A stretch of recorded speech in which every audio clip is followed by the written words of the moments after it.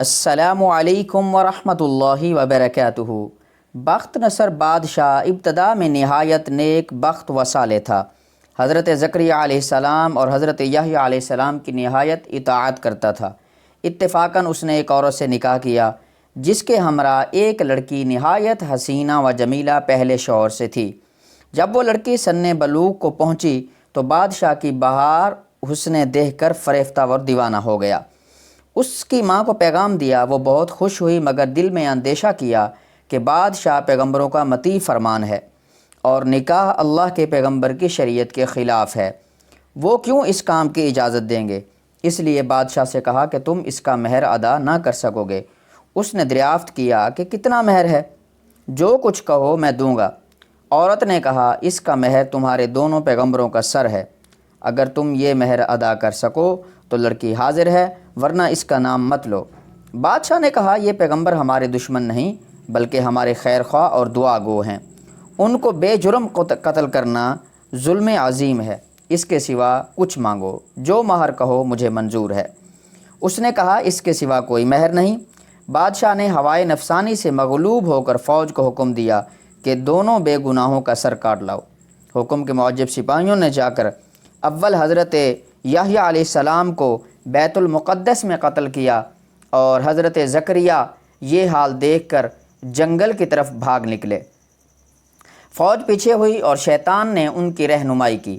جب سپاہیوں نے آ دبایا اور گھیر لیا تو حضرت زکریا علیہ السلام نے ایک درخت سے التجا کی کہ مجھے کو اس وقت پناہ دے دو۔ وہ درخت پھٹ گیا، یہ اس کے اندر سما گئے، وہ پھر بند ہو گیا لیکن قدرے کپڑا باہر رہ گیا۔ فوج متحیر ہوئی کہ کہاں غائب ہو گئے۔ شیطان نے نشان دیا کہ اس درخت کے اندر ہیں اور یہ کپڑا ان کے موجود ہونے کی علامت ہے۔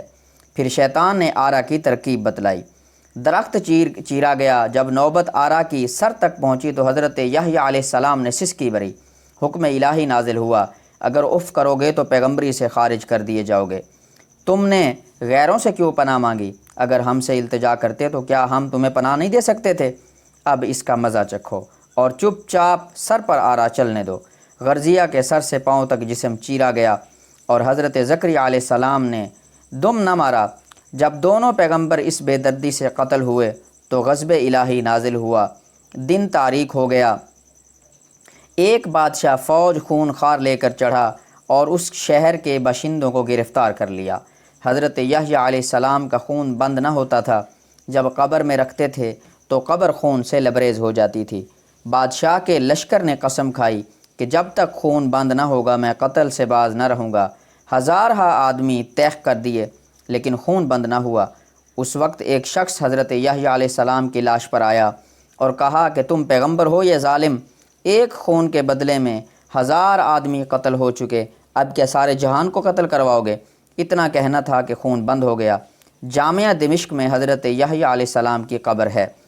حاصل غرض یہ اس بیان سے یہ ہے کہ بجز اللہ کے سوا کسی سے استعانت نہ چاہیے کہ جب ایک نبی کو اللہ تعالیٰ نے بطور تنبیہ کے آرے سے چروا دیا تو ہماری حیثیت کیا ہے؟